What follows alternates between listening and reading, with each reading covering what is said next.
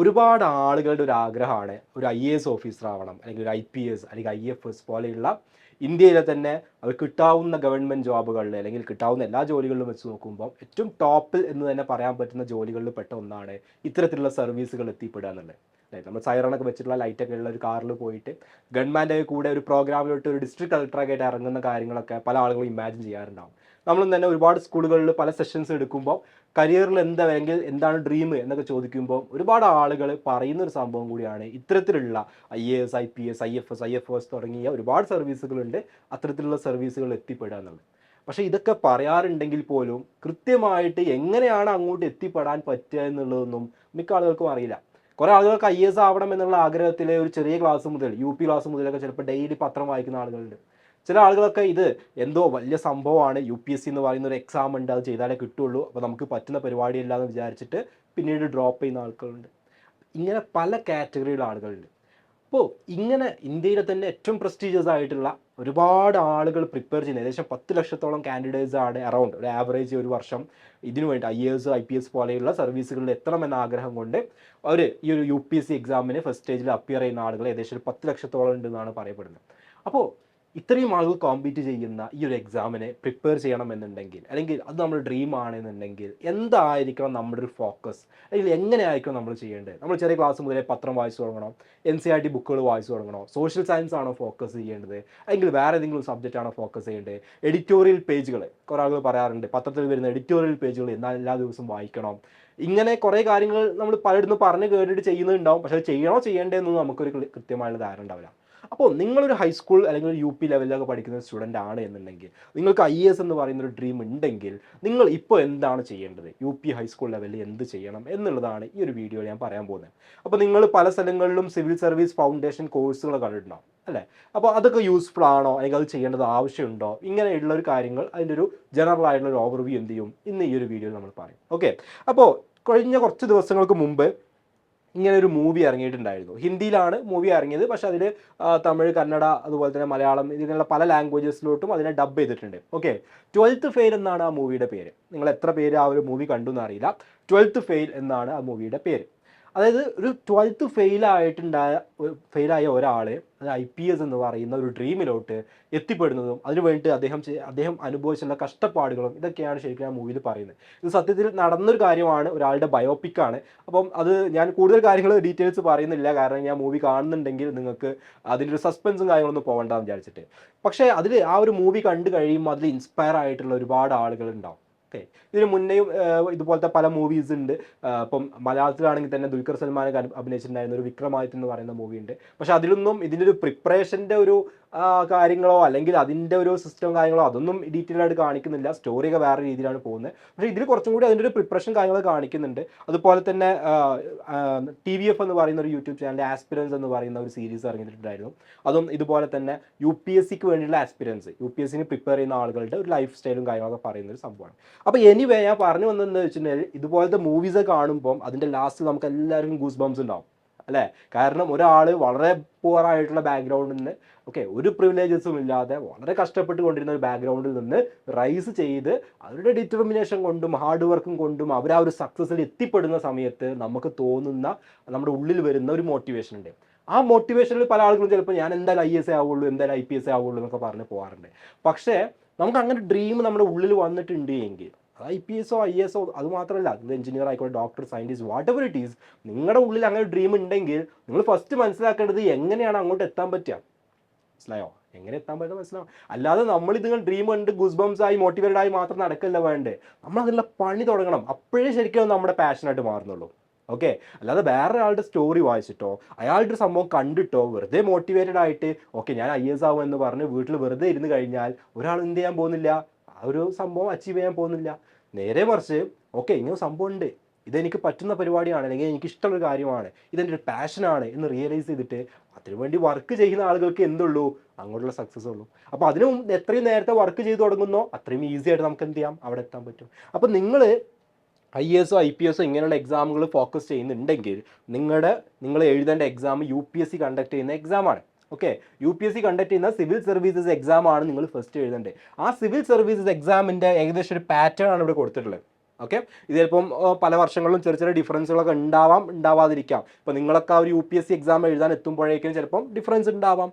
Okay, അത് നമുക്ക് ആ സമയത്ത് നോക്കാം. എനിവേ ഇപ്പോഴത്തെ ഒരു ഏകദേശം ഒരു ഐഡിയ ആണ് ഞാൻ എന്ത് ചെയ്യുന്നത് പറയുന്നത്. അപ്പോൾ നിങ്ങൾക്കൊരു UPSC എക്സാം എഴുതാൻ പറ്റണമെന്നുണ്ടെങ്കിൽ, ഇപ്പോൾ നിങ്ങൾ PSC എക്സാം കേട്ടിട്ടില്ലേ, നമ്മുടെ കേരളത്തിലുള്ള ഗവൺമെൻറ് സർവീസുകളോട്ട് എഴുതുന്നത്, അതുപോലെ തന്നെ UPSC കണ്ടക്ട് ചെയ്യുന്ന സിവിൽ സർവീസ് എക്സാം എഴുതാൻ പറ്റണമെന്നുണ്ടെങ്കിൽ നിങ്ങളൊരു ഡിഗ്രി ഹോൾഡർ ആയിരിക്കണം. അതാണ് ഫസ്റ്റ് സംഭവം. എന്ന് വെച്ചാൽ നിങ്ങളുടെ +1 +2 കഴിഞ്ഞിട്ട് നിങ്ങൾക്ക് ഏത് ഡിഗ്രി വേണമെങ്കിലും ആകാം. അപ്പോൾ എഞ്ചിനീയറിംഗ് ഡിഗ്രി ആവാം, അല്ലെങ്കിൽ MBBS ആവാം, അല്ലെങ്കിൽ നമ്മുടെ സാധാരണ സയൻസ് ഡിഗ്രി ആവാം, ഹ്യൂമാനിറ്റീസ് ആവാം, കൊമേഴ്സ് ആവാം, അങ്ങനെയുള്ള എനി ഡിഗ്രി. ഓക്കെ, ഏത് സംഭവമാണെങ്കിലും അത് നമ്മൾ അണ്ടർ ഗ്രാജുവേഷൻ എന്നൊക്കെ പറയുന്ന UG എന്നൊക്കെ പറയുന്ന ആ ഒരു ഡിഗ്രി ഉണ്ടെങ്കിൽ നിങ്ങൾക്ക് എന്ത് ചെയ്യാൻ പറ്റും, നിങ്ങൾക്ക് സിവിൽ സർവീസ് എക്സാമിനേഷന് അപ്പിയർ ചെയ്യാൻ പറ്റും. ഓക്കെ, അതാണ് ഫസ്റ്റ് ക്വാളിഫിക്കേഷൻ, അത്രയേ ഉള്ളൂ. നിങ്ങൾക്ക് ആ സംഭവം ഉണ്ടായാൽ മതി. പിന്നെ ഏജും കാര്യങ്ങളൊക്കെ ഉണ്ട്, അത്രയും ഡീറ്റെയിൽസിലൂടെ ഞാൻ പോകുന്നില്ല. അത് നമുക്ക് വേണമെങ്കിൽ വേറൊരു വീഡിയോയിൽ ഇതിൻ്റെ കംപ്ലീറ്റ് സംഭവം പാറ്റേൺ ഒക്കെ പറയുന്ന വേറൊരു വീഡിയോ ചെയ്യാം. ജനറൽ ആയിട്ടുള്ള ഐഡിയ ആണ് പറയുന്നത്. ഓക്കെ, അപ്പോൾ അതിന് ഫസ്റ്റ് സ്റ്റേജ് ഉണ്ടാവുക ഒരു ഒബ്ജക്റ്റീവ് ടൈപ്പ് ക്വസ്റ്റ്യൻസ് അഥവാ മൾട്ടിപ്പിൾ ചോയ്സ് ക്വസ്റ്റ്യൻസ് ഉണ്ടാവുന്ന പ്രിലിംസ് എന്നാണ് നമ്മൾ പൊതുവെ പറയാം. Okay, prelims. അതായത് 3 സ്റ്റേജുകളാണ് ഈ ഒരു എക്സാമിൻ്റെ കംപ്ലീറ്റ് അല്ലെങ്കിൽ ഇതിന് ഈ ഒരു പ്രോസസ്സ് കംപ്ലീറ്റ് ആയിട്ട് പോകുന്നത്. അതിൽ ഫസ്റ്റ് സ്റ്റേജ് ആണ് പ്രിലിംസ്, അഥവാ അതിൽ MCQ ടൈപ്പ് ക്വസ്റ്റ്യൻസ് ഉണ്ടാവുക. അതിൽ 2 പേപ്പറാണ് ഉണ്ടാവുക, 2 പേപ്പർ. അതിൽ ഒന്നാമത്തെ ജനറൽ സ്റ്റഡീസ് ആണ്, രണ്ടാമത് CSAT ആണ്. ഈ ജനറൽ സ്റ്റഡീസിൻ്റെ അകത്താണ് നിങ്ങൾ ഈ പത്രം വായിക്കണം എന്ന് പറയുന്ന അതുപോലത്തെ കറണ്ട് അഫയേഴ്സ് വരുന്നത്, അതുപോലെ തന്നെ നമ്മുടെ ജോഗ്രഫി, ഹിസ്റ്ററി ഇങ്ങനെയുള്ള സബ്ജക്റ്റുകൾ വരുന്നത്, അങ്ങനെയുള്ള സയൻസ് ആൻഡ് ടെക്നോളജി ഇങ്ങനെയുള്ള കുറേ സംഭവങ്ങളുണ്ടല്ലോ. ആ കാര്യങ്ങളൊക്കെ വരും എവിടെയാണ്, ഈ ഒരു ജനറൽ സ്റ്റഡീസിലാണ് വരിക. അതിനുള്ള മൾട്ടിപ്പിൾ ചോയ്സ് ക്വസ്റ്റ്യൻസ് ഉണ്ടാവും. CSAT എന്ന് പറഞ്ഞു കഴിഞ്ഞാൽ അത് നിങ്ങളുടെ ലോജിക്കൽ ആപ്റ്റിറ്റ്യൂഡ്, മെൻ്റൽ എബിലിറ്റി ഇങ്ങനെയുള്ള കാര്യങ്ങൾ ചെക്ക് ചെയ്യുന്ന സംഭവമാണ്. നിങ്ങൾ പലപ്പോഴും പറഞ്ഞു കേട്ടിട്ടുണ്ടാവും, സയൻസ് ബാക്ക്ഗ്രൗണ്ടിൽ നിന്ന് വന്ന ആളുകൾ കൂടുതലായിട്ട് UPSC എക്സാം ക്രാക്ക് ചെയ്യുന്നു, അതിൽ തന്നെ എഞ്ചിനീയറിംഗ് ബാക്ക്ഗ്രൗണ്ടിൽ നിന്ന് വന്ന ആളുകൾ കൂടുതലായിട്ട് ക്രാക്ക് ചെയ്യുന്നു എന്നൊക്കെ നിങ്ങൾ കേട്ടിട്ടുണ്ടാവും. ഇപ്പോൾ കഴിഞ്ഞ ഒരു മാസം മുമ്പ് എങ്ങാനോ പത്രത്തിൽ അതിൻ്റെ റിപ്പോർട്ടും കാര്യങ്ങളൊക്കെ വന്നിട്ടുണ്ടോ, എഞ്ചിനീയേഴ്സ് ഭയങ്കരമായിട്ട് UPSC എക്സാം ക്രാക്ക് ചെയ്യുന്നു എന്ന് പറഞ്ഞിട്ട്. അപ്പോൾ അത് എന്തുകൊണ്ടാണ് നിങ്ങൾ ആലോചിച്ച് നോക്കിയിട്ടുണ്ടോ? ഈ ഒരു എക്സാം എഴുതണമെന്നുണ്ടെങ്കിൽ നിങ്ങൾക്ക് ഏതെങ്കിലും ഒരു ഡിഗ്രി മതി. എഞ്ചിനീയറിംഗ് ആവണമെന്നില്ല, സയൻസ് ഡിഗ്രി ആവണമെന്നില്ല, എനി ഡിഗ്രി, ഹ്യൂമാനിറ്റീസ്, കൊമേഴ്സ് എന്താണെങ്കിലും കുഴപ്പമില്ല. ബട്ട് സ്റ്റിൽ എന്തുകൊണ്ട് സയൻസ് ബാക്ക്ഗ്രൗണ്ടിൽ നിന്ന് വരുന്നവർ അത് ക്രാക്ക് ചെയ്യുന്നു, എങ്കിൽ അവർ കൂടുതലായിട്ട് ക്രാക്ക് ചെയ്യുന്നു, എഞ്ചിനീയേഴ്സ് ആയിട്ടുള്ള ആളുകൾ കൂടുതൽ ക്രാക്ക് ചെയ്യുന്നു? നിങ്ങൾ ആലോചിച്ച് നോക്കിയിട്ടുണ്ടോ? അതിൻ്റെ ഒരുപാട് റീസൺസ് ഉണ്ട്. അതിൽ ഒരു റീസൺ കിടക്കുന്നത് ഇവിടെയാണ്, ഈ CSAT എന്ന് പറയുന്ന പേപ്പറിലാണ്. CSAT. അപ്പോൾ നിങ്ങൾ പല ആളുകളും ചിലപ്പോൾ IAS ആവണമെന്നുള്ള താല്പര്യത്തിൽ +1 +2 ഹ്യൂമാനിറ്റീസ് എടുക്കുന്ന ആളുകളുണ്ടാവും. അത് ശരിക്കും അതിൻ്റെ ഒരു ആവശ്യമില്ല. കാരണം എന്താ വെച്ചാൽ ഇപ്പോൾ ഈ CSAT എന്നുള്ളത് എന്തുകൊണ്ട് സയൻസ് ബാക്ക്ഗ്രൗണ്ടിൽ നിന്ന് വരുന്ന ആളുകൾ കൂടുതൽ ക്രാക്ക് ചെയ്യുന്നു എന്ന് ചോദിച്ചാൽ, CSAT ഞാൻ നേരത്തെ പറഞ്ഞ പോലെ ലോജിക്കൽ തിങ്കിങ്, മെൻ്റൽ എബിലിറ്റി ഇങ്ങനെയുള്ള കാര്യങ്ങളാണ്. എന്ന് വെച്ചാൽ ബേസിക് മാത്തമാറ്റിക്സ് വരുന്ന കാര്യങ്ങളാണ് അതിലുണ്ടാവുക. ബേസിക് മാത്തമാറ്റിക്സ് അറിയാത്ത ഒരാൾക്ക് അത് ക്രാക്ക് ചെയ്യാൻ പറ്റില്ല. രണ്ടാമത്തെ കാര്യം, ഇത് എന്ന് പറഞ്ഞാൽ ജസ്റ്റ് ക്വാളിഫയിങ് പേപ്പറാണ്.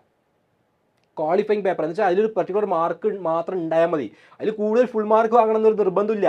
അതൊരു ക്വാളിഫയിങ്, അതിൽ ആ ഒരു പെർട്ടിക്കുലർ മാർക്ക് കിട്ടിക്കഴിഞ്ഞാൽ എല്ലാവർക്കും ക്വാളിഫൈഡാണ്. പക്ഷേ ഇതിൽ ഒരുപാട് ആളുകൾ ഇതിൽ കഷ്ടപ്പെടും. ഈ ജനറൽ സ്റ്റഡീസിൻ്റെ സിലബസ് ഭയങ്കര വാസ്റ്റാണ്. Okay, history, geography, current affairs അങ്ങനെ ഒരുപാട് കാര്യങ്ങൾ എവിടെയുണ്ട്, ഈ ഒരു ജനറൽ സ്റ്റഡീസിൽ വരുന്നുണ്ട്. ഓക്കെ, ഈ CSAT പക്ഷേ അത്രമാത്രമൊന്നുമില്ല, ഈ ജനറൽ സ്റ്റഡീസിന് കമ്പയർ ചെയ്യുമ്പോൾ അത്രമാത്രമില്ല. ബട്ട് സ്റ്റിൽ എന്ത് ചെയ്യുന്നു, ആളുകൾ ഇതിൽ സ്ട്രഗിൾ ചെയ്യുന്നു, സയൻസ് ബാക്ക്ഗ്രൗണ്ടിൽ നിന്ന് അല്ലാത്തവർ. കാരണം ഇതിൽ മാത്സ് വരുന്നുണ്ട്. മാത്സും ലോജിക്കൽ തിങ്കിങ്ങും മെൻ്റൽ എബിലിറ്റിയൊക്കെ ഉള്ളത് കൊണ്ട് സ്വാഭാവികമായിട്ടും സയൻസ് അല്ലാത്ത ബാക്ക്ഗ്രൗണ്ടിൽ നിന്ന് വന്നവർക്ക് മാത്സ് അത്ര ഫെമിലിയർ ആവില്ല. പക്ഷേ സയൻസ് ബാക്ക്ഗ്രൗണ്ട് ഉള്ളവർ ഇപ്പോൾ JEE എക്സാം ആയിക്കോട്ടെ, നീറ്റ് എക്സാം ആയിക്കോട്ടെ, ഇങ്ങനത്തെ എക്സാമിനൊക്കെ പ്രിപ്പയർ ചെയ്യുകയാണെങ്കിൽ ഫിസിക്സും മാത്സ് ഒക്കെ ഉള്ളതുകൊണ്ട് അവർക്ക് മാത്സിൽ ഐഡിയ ഉണ്ടാവും. ഇനി എഞ്ചിനീയറിംഗ് ബാക്ക്ഗ്രൗണ്ടിൽ നിന്നാണെങ്കിൽ സ്വാഭാവികമായിട്ടും എഞ്ചിനീയേഴ്സിൻ്റെ ഒരു ലോജിക്കൽ തിങ്കിങ് കുറച്ചും കൂടി ഡെവലപ്ഡ് ആയിരിക്കും. കാരണം അവർ ആ ഒരു എഞ്ചിനീയറിംഗ് പഠിക്കുന്ന സമയത്ത് ഒരു 4 years കണ്ടിന്യൂസ്ലി അവർ ഇതുപോലത്തെ ഡിഫറെൻറ്റ് ടൈപ്പ് ഓഫ് പ്രോബ്ലംസിൽ ഇങ്ങനെ അവരുടെ ബ്രെയിൻ അപ്ലൈ ചെയ്തുകൊണ്ടിരിക്കുകയാണ്. ഓക്കെ, അപ്പോൾ അതുകൊണ്ട് തന്നെ 4 years കഴിയുമ്പോൾ അവർക്ക് അതിൻ്റേതായുള്ള ഒരു അഡ്വാൻറ്റേജ്, ഒരു ഡെവലപ്മെൻറ്റ് ഉണ്ടായിട്ടുണ്ടാവും. അതുകൊണ്ടാണ് ഇതിൽ സയൻസുകാർ കൂടുതലായിട്ട് ഈ ഒരു പേപ്പർ സിമ്പിളായിട്ട് ക്വാളിഫൈ ചെയ്യും, അതിൽ തന്നെ എഞ്ചിനീയേഴ്സിനും എന്താണ് കുറച്ചും കൂടി അഡ്വാൻറ്റേജ് ഉണ്ടാകും എന്നുള്ളത്. അപ്പോൾ നിങ്ങൾക്ക് ഈ ഒരു ജനറൽ സ്റ്റഡീസിൽ നിങ്ങൾക്ക് ഫുൾ മാർക്ക് ഉണ്ടെന്ന് പറഞ്ഞിട്ട് കാര്യമില്ല, CSAT പേപ്പർ ക്വാളിഫൈ ചെയ്യാൻ പറ്റിയിട്ടില്ലെങ്കിൽ കാര്യമില്ല. അപ്പോൾ ഈ ജനറൽ സ്റ്റഡീസിന് കുറേ പഠിക്കാനുള്ളത് കൊണ്ട് തന്നെ ഒട്ടുമിക്ക ആളുകളും അതിന് കൂടുതൽ സമയം സ്പെൻഡ് ചെയ്യും. ഈ CSAT അധികം പഠിക്കാൻ സമയം കിട്ടില്ല. അപ്പോൾ എഞ്ചിനീയറിംഗ് ബാക്ക്ഗ്രൗണ്ടിൽ നിന്ന് വരുന്നവർക്ക്, സയൻസ് ബാക്ക്ഗ്രൗണ്ടിൽ നിന്ന് വരുന്നവർക്ക്, മെഡിക്കൽ ബാക്ക്ഗ്രൗണ്ടിൽ നിന്ന് വരുന്നവർക്ക്, ഇവർക്കൊക്കെ ഓൾറെഡി അവർക്ക് കൂടുതൽ സമയം എന്തിന് സ്പെൻഡ് ചെയ്യണ്ട, CSAT സ്പെൻഡ് ചെയ്യണ്ട. കാരണം അവർ ഡിഗ്രി സമയത്തും +1 +2 ഒക്കെ ആയിട്ട് സയൻസ് പഠിച്ചു, അല്ലെങ്കിൽ മാത്സ് അവർക്ക് അറിയാം. അപ്പോൾ അതുകൊണ്ട് തന്നെ അവർക്ക് ഇതിന് കുറച്ച് സമയം എന്ത് ചെയ്താൽ മതി, സ്പെൻഡ് ചെയ്താൽ മതി. ഓക്കെ, ഇത് ഞാൻ ജനറലൈസ് ചെയ്തിട്ട് പറയില്ല, ഇതൊരു മെജോറിറ്റി ആളുകൾക്ക് സംഭവിക്കുന്ന ഒരു കാര്യമാണ്. ഇപ്പോൾ ഹ്യൂമാനിറ്റീസിലും കൊമേഴ്സിലൊക്കെ പഠിച്ചു വരുന്ന ആൾക്കാരും എന്ത് ചെയ്യുന്നുണ്ട്, ക്രാക്ക് ചെയ്യുന്നുണ്ട്. പക്ഷേ അവരെക്കാളും കമ്പാരിറ്റീവ്ലി കൂടുതൽ മറ്റ് സ്ട്രീമുകാർ വരുന്നതിൻ്റെ ഒരു കാരണമാണ് എന്ത് ചെയ്യുന്നത്, എഞ്ചിനീയറിംഗ് ബാക്ക്ഗ്രൗണ്ടിൽ നിന്ന് വരുന്നവരൊക്കെ കൂടുതൽ വരുന്നതിൻ്റെ ഒരു കാരണമാണ് എന്ത് ചെയ്തത് ഞാൻ പറഞ്ഞത്. ഓക്കെ, അപ്പോൾ ഈ CSAT എന്ത് ചെയ്യും, ക്വാളിഫൈ ചെയ്യുന്നിടത്ത് കൂടുതൽ ഇവർ വരും.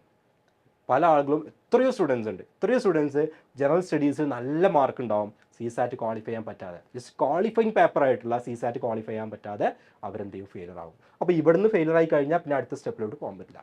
അപ്പോൾ ഇവിടുന്ന് ആ ഒരു സെഗ്രിഗേഷൻ നടക്കും, ആ ഒരു അഡ്വാൻറ്റേജ്. ബേസിക് മാത്തമാറ്റിക്സ്, അതാണ് ഐഡിയ, മനസ്സിലായോ? ബേസിക് ആയിട്ടുള്ള മാത്തമാറ്റിക്സും ലോജിക്കൽ തിങ്കിങ്, മെൻ്റൽ എബിലിറ്റി, ഇങ്ങനെയുള്ള കാര്യങ്ങൾ അത് വേണം, നിർബന്ധമാണ്. അപ്പോൾ അത് റെഡി ആണെങ്കിൽ ഇതും ക്രാക്ക് ചെയ്യാൻ പറ്റുള്ളൂ. അങ്ങനെ നിങ്ങൾ പ്രിലിംസ് ക്വാളിഫൈ ചെയ്താൽ കുറച്ച് ആളുകൾ ക്വാളിഫൈ ചെയ്ത ആളുകൾക്ക് മെയിൻസ് എന്ന് പറയുന്ന സ്റ്റേജ് വരും. മെയിൻസ് എന്ന് പറഞ്ഞു കഴിഞ്ഞാൽ ഡിസ്ക്രിപ്റ്റീവ് ആണ്, എന്ന് വെച്ചാൽ പേപ്പർ ആൻഡ് പെൻ വെച്ച് നമ്മൾ എഴുതണം. ഇത് മൾട്ടിപ്പിൾ ചോയ്സ് ക്വസ്റ്റ്യൻസ് ആണ്, പക്ഷേ ഇത് ഡിസ്ക്രിപ്റ്റീവ് ആണ്, സെക്കൻഡ് ലെവൽ ഡിസ്ക്രിപ്റ്റീവ് ആണ്. അത് തന്നെ ഒരുപാട് പേപ്പറുകളുണ്ട്. ഓക്കെ, 9 പേപ്പേഴ്സ് ഉണ്ട്. അതിൽ തന്നെ 2 ക്വാളിഫയിങ് ലാംഗ്വേജസ് ഉണ്ടാവും, SA, 4 GS paper, 2 optional papers എന്നുള്ള രീതിയിലായിരിക്കും അതിൻ്റെ ഒരു ഡിസ്ട്രിബ്യൂഷൻ ഉണ്ടാവുക. ഈ ഓപ്ഷണൽ എന്നൊക്കെ പറഞ്ഞാൽ നിങ്ങൾക്ക് എടുക്കാം, ഒരുപാട് ഓപ്ഷണൽ സബ്ജക്റ്റ് ഉണ്ട്. ഓക്കെ, അതിൽ ഈവൻ ഇൻക്ലൂഡിങ് മലയാളം പോലും ഉണ്ട്. വേണമെങ്കിൽ നിങ്ങൾക്ക് മലയാളം എടുക്കാം, അല്ലെങ്കിൽ നിങ്ങൾക്ക് സോഷ്യോളജി, അല്ലെങ്കിൽ ഇതുപോലെ മാത്തമാറ്റിക്സ് എടുക്കുന്നത് അങ്ങനെ എടുക്കാം. അങ്ങനെ ഒരുപാട് സബ്ജക്റ്റുകളുണ്ട്. Okay, wide variety of subject ഉണ്ട്, പറഞ്ഞാൽ തീരില്ല. അതിൽ നിങ്ങൾക്ക് ഇഷ്ടമുള്ള സബ്ജക്റ്റ് ഏതെങ്കിലും ഒരു സബ്ജക്റ്റ് എന്ത് ചെയ്യാം, ഓപ്ഷണലായിട്ട് എടുക്കാമെന്നുള്ള. ഓക്കെ, അത് നമുക്ക് ഏതിലാണ് ഏറ്റവും കോൺഫിഡൻസ് ഉള്ളത്, നമുക്ക് നന്നായിട്ട് പെർഫോം ചെയ്യാൻ പറ്റും എന്ന് തോന്നുന്ന നമുക്ക് ഇഷ്ടമുള്ള ഒരു സബ്ജക്റ്റ് എന്ത് ചെയ്യാം, ഓപ്ഷണലായിട്ട് എടുക്കാം. അതുപോലെ നിങ്ങൾ ആ മെയിൻസും ഇതുപോലെ എഴുതി നിങ്ങൾ അത് ക്വാളിഫൈ ചെയ്ത് കഴിഞ്ഞാൽ അടുത്ത സ്റ്റെപ്പ് നിങ്ങളുടെ ഇൻ്റർവ്യൂ ആണ്, അഥവാ നിങ്ങളുടെ പേഴ്സണാലിറ്റി ടെസ്റ്റ് എന്നൊക്കെ പറയും. അപ്പോൾ നിങ്ങൾ ഇൻ്റർവ്യൂ ബോർഡിന് മുന്നിൽ പോവുക, അവിടെ നിങ്ങളോട് എന്ത് ചെയ്യുക, ക്വസ്റ്റ്യൻസും കാര്യങ്ങളൊക്കെ ചോദിക്കും.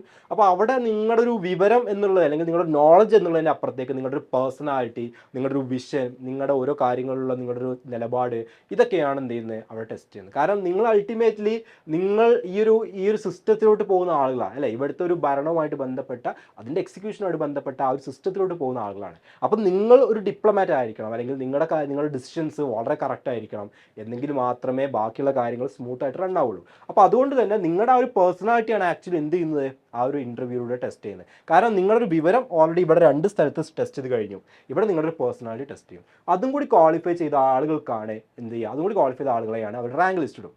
ആ റാങ്ക് ലിസ്റ്റിൽ ചില ആളുകൾ IAS ചൂസ് ചെയ്തവരാവും, ചിലർക്ക് IPS ആവും. അപ്പം നിങ്ങളുടെ റാങ്ക് ലിസ്റ്റിൻ്റെ ബേസ് നിങ്ങൾ ഏറ്റവും ടോപ്പിലാണ് വന്നെങ്കിൽ നിങ്ങൾക്ക് ഇഷ്ടമുള്ള സർവീസ് കിട്ടും. അല്ലെങ്കിൽ നമ്മുടെ ഈ ഒരു +1 +2 നമ്മൾ അലോട്ട്മെൻറ്റ് കൊടുക്കുന്ന പോലെ തന്നെയാണ് എന്ത്, അത് നിങ്ങൾ ഏറ്റവും ടോപ്പിൽ വന്നവർ ഏത് പ്രിഫർ ചെയ്തോ അവർക്ക് അത് കൊടുക്കും. അതാണ് സംഭവം.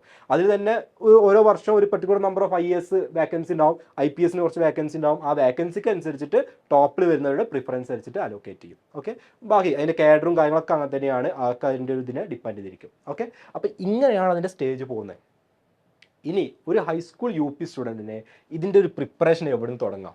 ഇപ്പോൾ ഈ ജനറൽ സ്റ്റഡീസ് ഞാൻ പറഞ്ഞു അല്ലേ, വളരെ വൈഡാണ്. ഇപ്പോൾ ഇതിലാണെങ്കിലും ഈ ജനറൽ സ്റ്റഡീസിൽ വരുന്ന കുറേ ടോപ്പിക്കുകൾ ഇതിൽ വരുന്നുണ്ട്, അല്ലാത്ത ടോപ്പിക്കുകളും വരുന്നുണ്ട്. ഓക്കെ, അതിൻ്റെ UPSCയുടെ സിലബസ് എടുത്ത് നോക്കിയാൽ നിങ്ങൾക്ക് മനസ്സിലാവും. അപ്പോൾ ഇതിൻ്റെ ഒരു പ്രിപ്പറേഷൻ നിങ്ങളൊരു ഹൈസ്കൂൾ UP ലെവലിൽ നിങ്ങൾ എന്താ ചെയ്യേണ്ടത്? ഫസ്റ്റ് നിങ്ങൾ ചെയ്യേണ്ട കാര്യം നിങ്ങളുടെ മാത്തമാറ്റിക്സ് തന്നെയാണ്.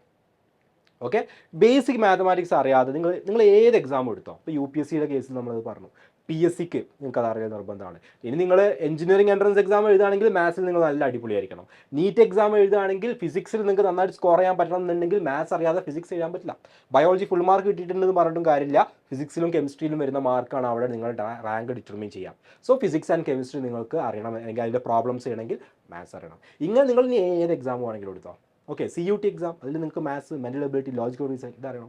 സോ അത് നിങ്ങൾ ഡെവലപ്പ് ചെയ്യണം. കാരണം എന്താ വെച്ചാൽ ഒരു മാസം കൊണ്ടോ 4 മാസം കൊണ്ടോ 5 മാസം കൊണ്ടോ പെട്ടെന്ന് ഡെവലപ്പ് ചെയ്യാൻ പറ്റുന്ന ഒരു സ്കില്ലല്ല. അതുകൊണ്ടാണ് ഞാൻ പറഞ്ഞത്. ഇപ്പോൾ ഇതിലുള്ള ഈ ഒരു ജനറൽ സ്റ്റഡീസിലുള്ള കാര്യങ്ങൾ, ഇപ്പോൾ സോഷ്യൽ സയൻസിലുള്ള കാര്യങ്ങളൊക്കെ ആണെങ്കിൽ നമുക്ക് ഇരുന്ന് പഠിക്കാം, കാരണം അത് ബൈഹാർട്ട് ചെയ്ത് കഴിഞ്ഞാൽ നമുക്കത് പഠിക്കാൻ കുറച്ചുകൂടി ഈസിയാണ്. പക്ഷേ മാത്തമാറ്റിക്കൽ സ്കിൽ എന്നുള്ളത് ഒരു 2 ദിവസം കൊണ്ടോ 3 ദിവസം കൊണ്ടോ അല്ലെങ്കിൽ 5 മാസം കൊണ്ടോ ഒന്നും നമുക്ക് ഇങ്ങോട്ട് ഉണ്ടാക്കിയെടുക്കാൻ പറ്റുന്ന സംഭവമല്ല. അത് ഗ്രാജുവലി നമ്മുടെ ഒരു ജേണിയിലൂടെ ഹൈസ്കൂൾ, UP ഹൈസ്കൂൾ, ഇങ്ങനെ ഹയർ സെക്കൻഡറി ഇങ്ങനെ വരുന്ന സമയത്ത് നമുക്ക് ഉണ്ടായി വരേണ്ട ഒരു സംഭവമാണ്. അത് നിങ്ങൾ ഇപ്പോൾ ഡെവലപ്പ് ചെയ്തിട്ടില്ലെങ്കിൽ കുറച്ച് കാലം കഴിഞ്ഞിട്ട് നിങ്ങൾക്ക് പെട്ടെന്ന് ഉണ്ടാക്കിയെടുക്കാൻ പറ്റില്ല. അപ്പോൾ നിങ്ങളിവിടെ സ്ട്രഗിൾ ചെയ്യും. ഇത് നല്ല ഏത് എക്സാം ആണെങ്കിലും. സോ നിങ്ങൾ ഈ ഒരു സമയത്ത് നിങ്ങൾ ഫസ്റ്റ് പ്രിഫറൻസ് നിങ്ങളുടെ അങ്ങനെയുള്ള എബിലിറ്റികൾ, mathematical ability, mental ability, logical reasoning, ഇങ്ങനെയുള്ള കാര്യങ്ങൾ നിങ്ങൾ എന്ത് ചെയ്യണം, കൂടുതൽ ഫോക്കസ് ചെയ്യണം. രണ്ടാമത്തെ ഒരു കാര്യം നിങ്ങൾ കണ്ടോ, മൾട്ടിപ്പിൾ ചോയ്സ് ക്വസ്റ്റ്യൻസ് ആണ് ഇവിടെ. JEE എക്സാം മൾട്ടിപ്പിൾ ചോയ്സാണ്, നീറ്റ്, CUT, അതുപോലെ തന്നെ UPSC, PSC, ഇതൊക്കെ മൾട്ടിപ്പിൾ ചോയ്സ് ക്വസ്റ്റ്യൻസാണ്. ഈ മൾട്ടിപ്പിൾ ചോയ്സ് ക്വസ്റ്റ്യൻസിനോട് നിങ്ങൾ ഫെമിലർ ആവണം. അപ്പോൾ പൊതുവേ നമ്മുടെ സ്കൂൾ എക്സാം ഒന്നും മൾട്ടിപ്പിൾ ചോയ്സ് അല്ല. സ്കൂൾ എക്സാം പൊതുവേ ഡിസ്ക്രിപ്റ്റീവ് ടൈപ്പാണ്, ഇവിടെ രണ്ടാമത് എഴുതുന്ന ടൈപ്പാണ്. പക്ഷേ സ്കൂളിലെ ഡിസ്ക്രിപ്റ്റീവ് പോലെ എല്ലാം ഇതിലുള്ള ഡിസ്ക്രിപ്റ്റീവ്, അതും ഡിഫറൻറ്റാണ്. അപ്പോൾ നമ്മൾ എന്ത് ചെയ്യണം, മൾട്ടിപ്പിൾ ചോയ്സ് ക്വസ്റ്റ്യൻസിനോട് ഫെമിലർ ആവണം. അപ്പോൾ നമ്മൾ ഫൗണ്ടേഷൻ കോഴ്സിലൊക്കെ ഉള്ള ഓരോ ചാപ്റ്ററിൻ്റെ എക്സാമും, ടേം എക്സാമുകളും, ഫൈനൽ എക്സാമും എല്ലാം നമ്മൾ മൾട്ടിപ്പിൾ ചോയ്സ് നടത്തുന്ന കാര്യം നിങ്ങളിത് ഫെമിലർ ആവാൻ വേണ്ടിയിട്ടാണ്. കാരണം മൾട്ടിപ്പിൾ ചോയ്സ് ക്വസ്റ്റ്യൻസിന് ആൻസർ ചെയ്യുമ്പോൾ അതിന് വേറൊരു ലെവലാണ്. ഓക്കെ, അത് വേറൊരു സൈക്കോളജിയും വേറൊരു സ്ട്രാറ്റജിയാണ് നമ്മൾ എന്ത് ചെയ്യേണ്ടത് അവിടെ യൂസ് ചെയ്യേണ്ടത്. ആ കാര്യങ്ങൾ നിങ്ങൾ പ്രാക്ടീസ് ചെയ്യണം. അടുത്ത കാര്യം, ഈ ജനറൽ സ്റ്റഡീസിൽ ഞാൻ പറഞ്ഞു കറണ്ട് അഫയേഴ്സും കാര്യങ്ങളൊക്കെ ചോദിക്കുന്നു. പക്ഷേ എന്ന് വെച്ചിട്ട് ഇന്ന് മുതലുള്ള പത്രം മുതലേ എന്ത് ചെയ്യേണ്ട ആവശ്യമില്ല, ബൈ ഹാർട്ട് ചെയ്ത് പോകേണ്ട ആവശ്യമില്ല. കാരണം ഏത് വർഷമാണോ നിങ്ങൾ UPSC എക്സാം എഴുതുന്നത് ആ ഒരു വർഷത്തെ കറണ്ട് അഫയേഴ്സ് ആണ് അതിൽ മേജറായിട്ടും അല്ലെങ്കിൽ മോർ ദാൻ 95% ചോദിക്കാം. മനസ്സിലായോ? അപ്പോൾ നിങ്ങൾ ഫോക്കസ് ചെയ്യേണ്ടത് നിങ്ങൾ എഴുതാൻ പോകുന്ന വർഷത്തെ കറണ്ട് അഫയേഴ്സിലാണ്. പക്ഷേ എന്തുകൊണ്ടാണ് ആളുകൾ ഇപ്പോഴേ പത്രം വായിക്കണം എന്ന് പറയാൻ കാരണം, അതാ ഒരു ഹാബിറ്റ് ക്രിയേറ്റ് ചെയ്യാനാണ്. ഓക്കെ, ഒരു ഹാബിറ്റ് ക്രിയേറ്റ് ചെയ്യുക. കാരണം നിങ്ങളൊരു ന്യൂസ് പേപ്പർ വായിക്കുന്ന ഒരു ഹാബിറ്റ് നിൽക്കുന്നുണ്ടെങ്കിൽ നിങ്ങളൊരു UPSC പ്രിപ്പയർ ചെയ്യാനാവുമ്പോഴേക്കും നിങ്ങൾക്ക് പെട്ടെന്ന് വായിക്കാൻ പറ്റും, സ്പീഡ് വായിക്കാൻ പറ്റും. ആ വായിച്ച് പരിചയമില്ലാത്ത ഒരാൾക്ക് കുറേ സമയം എടുക്കും ആ ഒരു ന്യൂസ് പേപ്പർ വായിക്കണമെങ്കിൽ. അതാണ് ഇതിൻ്റെ ഡിഫറൻസ്. അതുപോലെ എഡിറ്റോറിയൽ പേജസ് വായിക്കണം എന്ന് പറയാൻ കാരണം ആ എഡിറ്റോറിയൽ പേജസ് നിങ്ങൾക്ക് എക്സാമിന് ഡയറക്റ്റ് ചോദിക്കുന്നു എന്നുള്ളതുകൊണ്ടല്ല. എഡിറ്റോറിയൽ പേജസിൽ ഒരുപാട് ആളുകളുടെ അവരുടെ ഒപ്പീനിയൻസ് വരും, അവരുടെ സ്റ്റേറ്റ്മെൻറ്റുകൾ വരും, അവരുടെ റെഫറൻസുകൾ വരും. അപ്പോൾ അത് വായിച്ചു കഴിഞ്ഞാൽ നമുക്ക് അതിനെ ബേസ് ചെയ്തുകൊണ്ട് നമുക്ക് നമ്മുടേതായിട്ടൊരു ഒപ്പീനിയൻ എന്ത് ചെയ്യാൻ പറ്റും, ക്രിയേറ്റ് ചെയ്യാൻ പറ്റും. അങ്ങനെയുള്ളൊരു സ്കില്ല് ഡെവലപ്പ് ചെയ്യാൻ വേണ്ടിയിട്ടാണ് എഡിറ്റോറിയൽ പേജസ് വായിക്കണം എന്ന് പറയുന്നത്. ഓക്കെ, അപ്പോൾ അതൊക്കെ എന്തിനാ വെച്ചാൽ അത് നിങ്ങളുടെ സ്കില്ലുകൾ, ആ ഒരു സ്കില്ല് ഡെവലപ്പ് ചെയ്യാണ്. ഇനി ന്യൂസ് പേപ്പർ വായിക്കുക എന്ന് പറഞ്ഞാൽ പോലും ന്യൂസ് പേപ്പർ മുഴുവൻ അരിച്ചു പെറുക്കി വായിക്കേണ്ട ആവശ്യമൊന്നുമില്ല.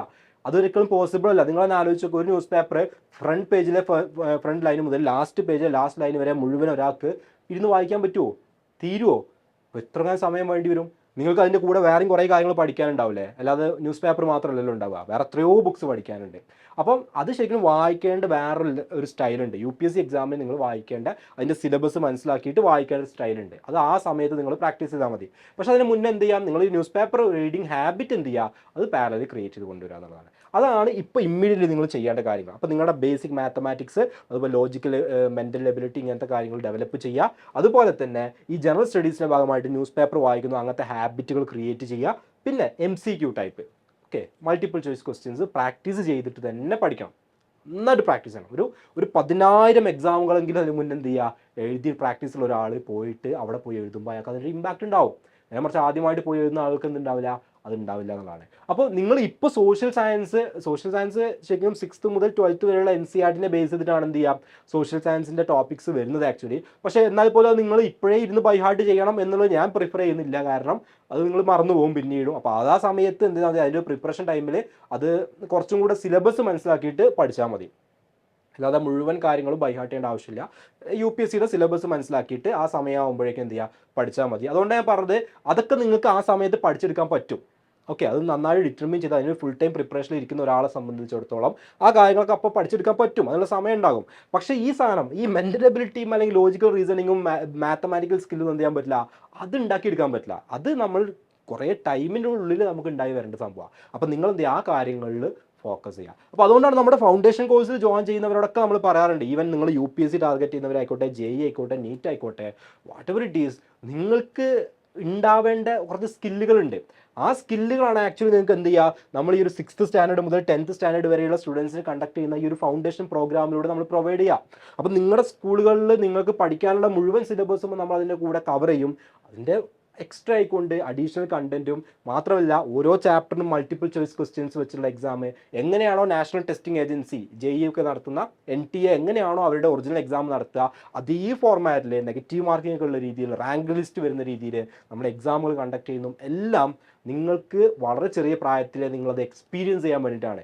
കാരണം അത്രയും ചെറിയ ക്ലാസ് മുതൽ ഇത് എക്സ്പീരിയൻസ് ചെയ്ത് പ്രാക്ടീസ് ചെയ്ത് പോകുന്ന ഒരു സ്റ്റുഡൻറ്റും ആദ്യമായിട്ട് അവിടെ എക്സാമിന് പോയിട്ട് അത് കാണുന്ന സ്റ്റുഡൻറ്റും തമ്മിൽ ഭയങ്കര ഡിഫറൻസ് ഉണ്ടാവും. സോ ഇത് ഓൾറെഡി കേരളത്തിലുള്ള കുറേ കുട്ടികളും അതുപോലെ തന്നെ മറ്റ് സ്റ്റേറ്റുകളിലെ കുട്ടികളൊക്കെ ചെറിയ ക്ലാസ് മുതലേ സ്റ്റാർട്ട് ചെയ്യുന്നുണ്ട്. അവരുടെ കൂടെയാണ് നമ്മൾ എന്ത് ചെയ്യുന്നത്, കോമ്പീറ്റ് ചെയ്യാൻ പോകുന്നത്. 10 ലക്ഷത്തോളം വിദ്യാർത്ഥികൾ ഞാൻ നേരത്തെ പറഞ്ഞ UPSC എക്സാമിന് അപ്പിയർ ചെയ്യുന്നുണ്ടെങ്കിൽ അതിൽ ഏകദേശം 2000-ഓളം ആളുകൾക്ക് മാത്രമാണ് അതിൽ പല സർവീസുകളായിട്ട് കിട്ടുക. അതിൽ തന്നെ അറൗണ്ട് ഒരു 180-150 ആളുകൾക്കാണ് IAS കിട്ടുള്ളൂ. 10 ലക്ഷത്തിൽ 150 ആളുകൾക്ക് മാത്രമേ എന്ത് കിട്ടുള്ളൂ, IAS സർവീസ് കിട്ടുള്ളൂ. സോ അത് ആരായിരിക്കും, ബാക്കിയുള്ളവരെക്കാളും കോമ്പറ്റീറ്റീവ് അഡ്വാൻറ്റേജ് ഉള്ളവർ, നേരത്തെ സ്റ്റാർട്ട് ചെയ്തവർ, കാര്യങ്ങൾ മുന്നേ അതിന് വേണ്ടിയുള്ള പ്രിപ്പറേഷൻ തുടങ്ങിയവർ, അവർക്കായിരിക്കും ഡെഫിനറ്റ്ലി കിട്ടുക. അല്ലാത്ത ആളുകൾ ആ 10 ലക്ഷത്തിൽ വരുന്ന 150 ഒഴിച്ച് ബാക്കിയുള്ള ആളുകൾക്ക് IAS കിട്ടാത്തവരാ. അപ്പം നമ്മൾ അതിൻ്റെ ഉള്ളിൽ പെടണമെന്നുണ്ടെങ്കിൽ നമ്മൾ നേരത്തെ പ്രിപ്പറേഷൻ സ്റ്റാർട്ട് ചെയ്യുക, അത്രയേ ഉള്ളൂ. അപ്പോൾ അതിന് വേണ്ടിയിട്ടാണ് നിങ്ങളുടെ ആ ഒരു ഫൗണ്ടേഷൻ സ്ട്രോങ് ആക്കി കഴിഞ്ഞാൽ നിങ്ങൾക്ക് പിന്നെ ഏത് പാത്തിലോട്ടും നിങ്ങൾക്ക് പോകാൻ പറ്റും. ഓക്കെ, സിവിൽ സർവീസ് ആയിക്കോട്ടെ, എഞ്ചിനീയറിംഗ് ആയിക്കോട്ടെ, മെഡിക്കൽ ആയിക്കോട്ടെ, സയൻറ്റിസ്റ്റ് അല്ലെങ്കിൽ pilot, what ever it is, നിങ്ങൾക്ക് ആ ഫീൽഡിലോട്ട് പോകാൻ പറ്റും. അപ്പോൾ അതിനുള്ള ഫൗണ്ടേഷനാണ് ആക്ച്വലി എന്ത് ചെയ്യുന്നത്, നമ്മൾ ഈ ഒരു ഫൗണ്ടേഷൻ കോഴ്സിലൂടെ സ്ട്രോങ് ആക്കി കൊണ്ടുവരുന്നത്. അപ്പോൾ നിങ്ങൾ സ്കൂളിൽ പഠിക്കുന്നതിൻ്റെ കൂടെ തന്നെ അഡ്വാൻസ്ഡ് കാര്യങ്ങൾ പഠിച്ച് ഈ ഒരു കോമ്പറ്റീഷന് നമ്മൾ എന്ത് ചെയ്യുക, റെഡി ആവുക എന്നുള്ളതാണ് നമ്മൾ ഇതിലൂടെ ഉദ്ദേശിക്കുന്ന ഒരു കാര്യം. Okay, yes. അപ്പോൾ ഇത്രയാണ് എനിക്ക് പറയാനുള്ളത്. അപ്പോൾ ഇതിൽ തന്നെ ഇനി ഈ ഒരു IAS എക്സാമിൻ്റെ അല്ലെങ്കിൽ സിവിൽ സർവീസ് എക്സാമിനെ കുറിച്ച് കൂടുതൽ ഡീറ്റെയിൽസ് പറയുകയാണെങ്കിൽ കുറേ സംഭവങ്ങളുണ്ട്. ഓക്കെ, അതൊക്കെ നിങ്ങൾക്ക് താല്പര്യം ഉണ്ടെങ്കിൽ, അങ്ങനത്തെ കാര്യങ്ങളെക്കുറിച്ച് അറിയണമെന്നുണ്ടെങ്കിൽ നിങ്ങൾക്ക് ചാറ്റ് ബോക്സിൽ പറയാം. നമ്മൾ അങ്ങനത്തെ വീഡിയോസ് എന്ത് ചെയ്യും, കൂടുതലായിട്ട് ചെയ്യും. ഓക്കെ, അപ്പോൾ നിങ്ങൾ കുറേ ഒരു മിഥ്യാധാരണകളൊക്കെ അല്ലെങ്കിൽ നിങ്ങൾ മനസ്സിലുണ്ടായിരുന്ന കുറേ റോങ് ആയിട്ടുള്ള കോൺസെപ്റ്റുകളൊക്കെ മാറിയിട്ടുണ്ടാവും എന്ന് വിചാരിക്കുന്നു. അപ്പോൾ ഇതിന് എങ്ങനെയാണ് നിങ്ങൾ ഇപ്പോൾ പ്രിപ്പയർ ചെയ്യേണ്ടതെന്നുള്ളൊരു ഐഡിയ, ഒരു ബേസിക് ഐഡിയ കിട്ടിയിട്ടുണ്ടാവും എന്ന് വിചാരിക്കുന്നു. കൂടുതൽ എന്തെങ്കിലും അറിയണമെങ്കിൽ ചാറ്റ് ബോക്സിൽ, കമൻറ്റ് ബോക്സിൽ പറയാം. Okay, thank you.